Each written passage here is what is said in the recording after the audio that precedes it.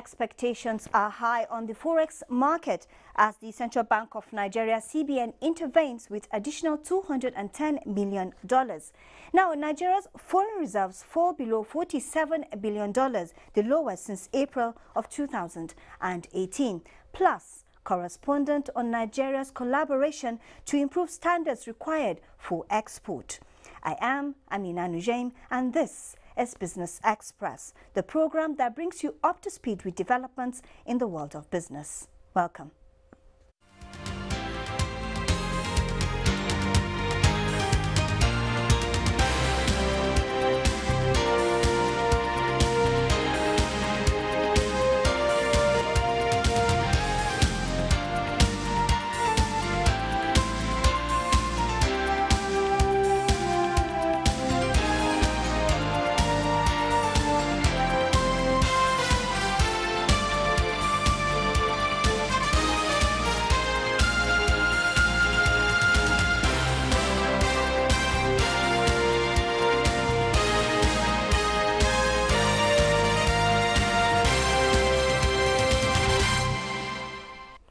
In the news today, Nigeria's foreign exchange reserves have dropped below $47 billion, losing $251 million in the first 6 days of the month, according to data from the Central Bank of Nigeria.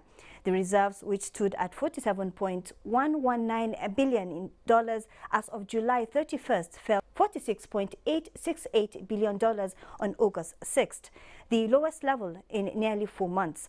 The CBN data showed that the external reserves rose from 46.845 billion naira in April to 46.881 billion on April 12th. The reserves hit a high of $47.798 billion on July 5th and had been declining since then. Now, the Central Bank of Nigeria, CBN, in another round of intervention, has injected $210 million into the interbank forex market to ensure the availability of forex and also meet customers' requests in various segments of the market. At the trading on Tuesday, the CBN offered $100 million to authorized dealers in the wholesale segment of the market, while small, medium enterprises segment received the sum of $55 million. Customers requiring forex for invisibles such as tuition fees, medical payments and basic travel allowances, among others, were also allocated the sum of $55 million. The bank's acting director, Corporate Communications Department, Mr. Isaac Akorafo, confirmed the figures and reassured the public that the bank would continue to intervene in the interbank forex exchange market in line with its quest to sustain liquidity in the market and maintain stability. Nigeria is to collaborate with the United Nations International Development Organizations, UNIDO, and other international agencies to reposition the process of inspecting and certifying Nigerian agro-produce to meet the required standards for export. The Minister of Industry, Trade and Investment, Aisha Abubakar, who disclosed this at a conference of Federal Inspection Produce Service held in Lagos, says a committee to that effect is in the pipeline. Ameka O has that report. The Minister of State, Industry, Trade and Investment reiterated efforts of the federal government to diversify the economy through the non-oil sector and encourage international trade.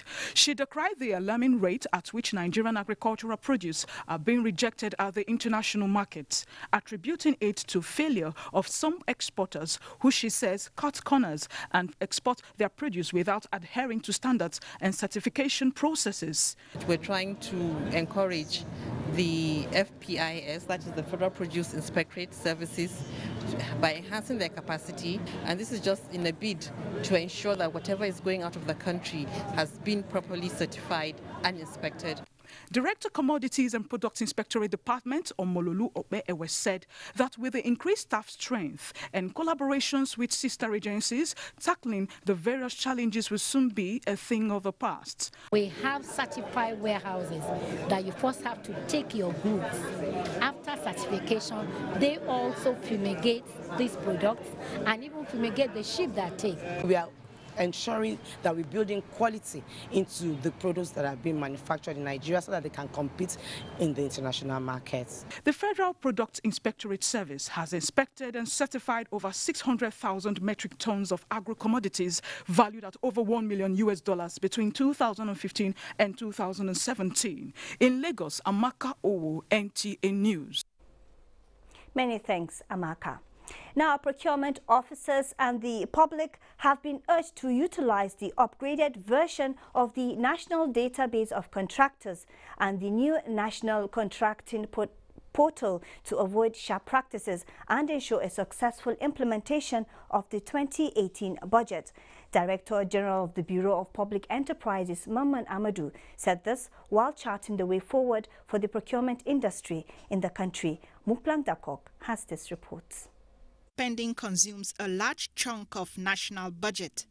To ensure sustainable procurement in the implementation of the 2018 budget, the procurement officers are brought together to deepen their understanding of the procurement process. Participants were urged to deploy information technology tools to fight corruption in the public procurement process, in line with the Buhari administration's anti-corruption crusade. This data exchange is aimed at fighting corruption by eliminating the use of falsified documents in the bidding process. The exchange of data also aims to eradicate the patronage of portfolio companies, prevent companies from providing false claims in their submissions to gain undue competitive advantage. These officers are expected to discuss extensively about the challenges encountered in the implementation of the 2017 budget, as well as suggestions and recommendations for the implementation of the 2018 budget. I am Muplang Dakok, NTA News. Thank you, Muplang. How much is Nigeria's currency, the Naira, exchanging for other international currencies? Let's take a look.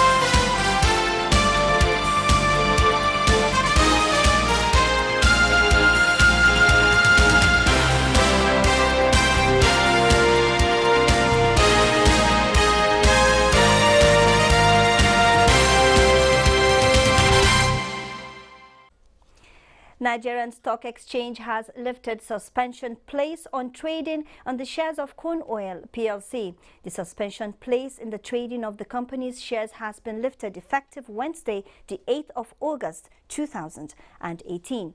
The Nigerian Bourse had announced on Monday the suspension in a notice signed by the NSE's head of Listings Regulations Department. The suspension was due to the failure of the oil marketing firm to submit its audited financial statements as required by the market rules. The NSE says it, however, lifted the suspension in view of submission of its accounts and pursuant to Rule 3.3 of the Default Filing Rules, which provides that the suspension of trading in the issuer's securities shall be lifted upon submission of the relevant accounts, provided the exchange is satisfied with the accounts. What is the cost of children raising themselves up away from home and the effect to societal development? Leah Katung-Babatunde in this report looks at the struggle for survival of some of these street children. The report. Kura, an agrarian town about 40 kilometers away from Kano, along Zaria Road, has been known for its local rice production due to the availability of irrigation facilities which allows year-round crops production. The federal government's diversification policy, which has agriculture at the center, led to a rice revolution, and Kura naturally fit into. It is only with our own locally developed technologies that we can be self-sufficient and sustainable in the rice value chain. The booming Kura rice market is on the roadside along the Abuja-Kano Expressway. The advancements from earthen pot boilers to fabricated mills has given the people a new lease of life. Young men here are making a living either on the farms or the mills, which now come in various sizes, with some comfortably fitting into homes. Training people on fabrication such as this, and then the milling activity itself. We train people on the use of the rice mills and how to maintain them. The booming equally attracts little children like Muntari Gawu, who miles away from the comfort of their homes scavenge on spilled ones in the course of processing to sell for a token. Carefully, Muntari mops and sieves the chaff. He says he sells the rice he is able to glean at the end of the day at an average of 100 naira, an amount that clearly is not enough to feed him for a day. Muntari goes to bed on empty stomach, where he is unable to get much from scavenging, and his resort, begging, fails to fetch him anything. There are millions of Muntari around the country, along with the socio-economic implications. When children of such age grow up not being empowered educationally, they grow up not having a decent paying job that will be enough to help themselves or their family or even the community. And so through that, it has also security implication. With a 41.6% financial exclusion rate, Nigeria is faced with various challenges to achieving the 80% financial inclusion target by the year 2020 as set by the Central Bank of Nigeria. Experts say, like Abraham Maslow's hierarchy of needs, basic needs of life must come first. Integrating the street children must be addressed in phases and must be priority-based to make it effective. You will have to find a solution that will, in the long term and in a sustainable manner, address the nutritional need of the child, the shelter need of the children, their health need, before the education. The education aspect is the simplest thing you can achieve for any child. The Economic Recovery and Growth Plan, ERGP, recognizes the need to drive inclusive growth, but the place of the likes of Muntari is one experts say needs concerted efforts for the goal to be achieved. Leah Katung-Babatunde, NTA. The Nigerian capital market will on Wednesday witness the launch of the Association of Securities Exchange of Nigeria at the Nigerian Stock Exchange. The NSE, in a statement on Monday, described ASEN as the nation's first association of domestic securities exchange and a non-profit industry association established to accelerate the development of domestic securities exchange and support the Nigerian capital market to achieve greater global competitiveness. Nigerian Stock Exchange OSHA Index dipped further in the red by 0.40% Tuesday.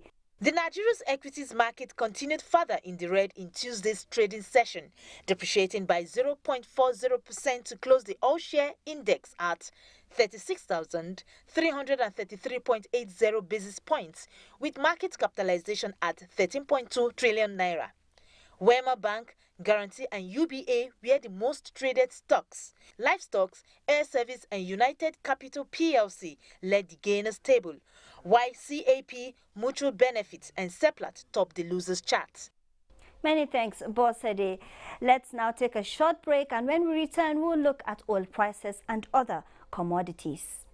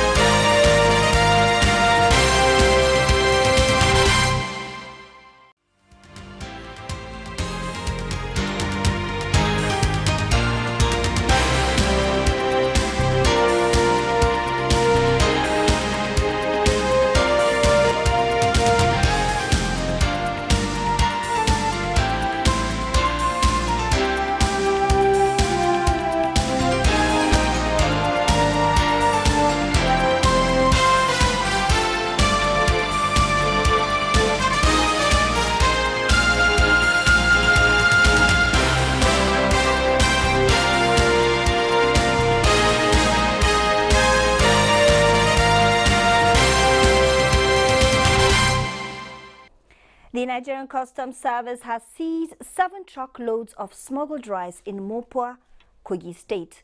National Coordinator of Controller General of Customs Strike Force Team Abdullahi Kirawa says intelligence gathered from agencies helped in the seizure. Kunle Adeyeye has this report. Different times, the service has taken delivery of Toyota Hilux vans from the federal government to counter smuggling, especially rice. These, according to Controller Kirawa, is responsible for the uncompromising nature of the officers fighting smuggling. He said despite the terrain in some of the borders and creeks in the country, it has become almost impossible for the smugglers to operate. The seizures were as a result of synergy and collaboration amongst the various units of the service and also with sister organizations like the Nigeria Police and the DSS and also the Nigerian Army. They came via Ilorin to Kaba, so they were precisely arrested at Mopa village near Kaba in Kogi State. Each truck contains 600 bags of 50 kg assorted rice, and earlier 1,246 bags of rice were smuggled through the creeks in Ogun State last week, which the Customs Service seized. In addition, 3 suspects have reportedly been arrested in connection with the smuggling. Oil prices rose Tuesday with the global benchmark crude Brent soaring above $74 per barrel as the United States revived sanctions against Iran, tightening supply to the international market. First batch of U.S. sanctions against Iran, which shipped out almost 3 million barrels per day crude in July, officially came into effect on Tuesday. While Brent crude oil futures were up 70 cents to $74.50 per barrel, the U.S. West Texas Intermediate crude futures were up 32 cents at $69.33 per barrel. Still talking commodities, Nigeria's sesame gains traction as farmers ramp up production. Here is an insight into prices exchanged on the market.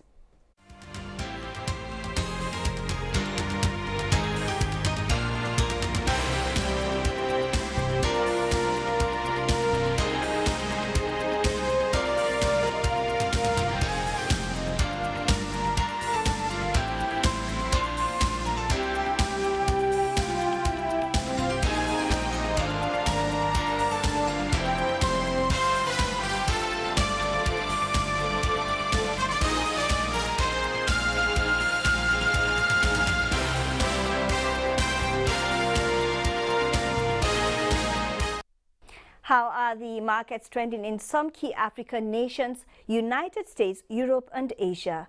Let's have the numbers. European stocks closed higher Tuesday as investors monitored global trade tensions and the latest batch of corporate earnings. DAX advanced 0.40% to 12,648.19.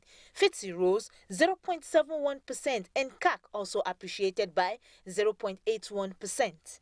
In the US, stocks rose as the S&P 500 moved closer to a record high set earlier this year, boosted by strong corporate earnings that offset worries around global trade. The S&P 500 rose 0.3% to 2,858.45, with energy and industrials outperforming. Dow Jones Industrial Average gained 126.73 points to 25,628.91 as Caterpillar climbed more than 2%, and the Nasdaq Composite advanced 0.3% to 7,883.66 as Amazon and Tesla rose. For Asia, stock climbed with markets in the region mostly finishing higher after U.S.-China trade jitters weighed on sentiment in the last session.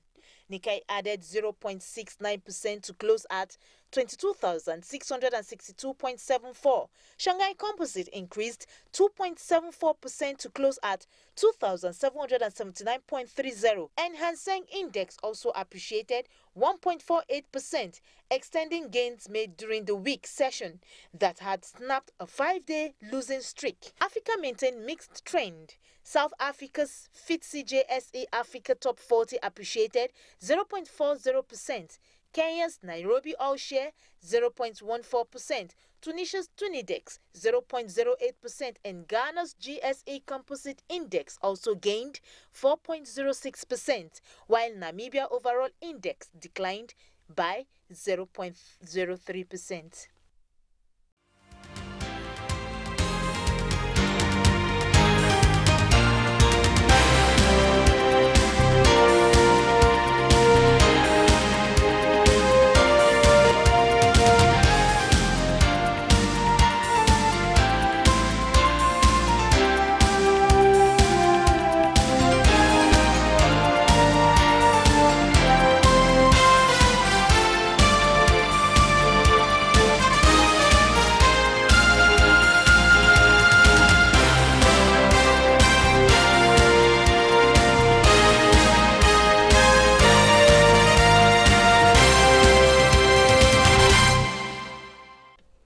Many thanks, Obosede. And that's about the Size of Business Express for today. Thanks for being a part of it. Let's see you on Friday.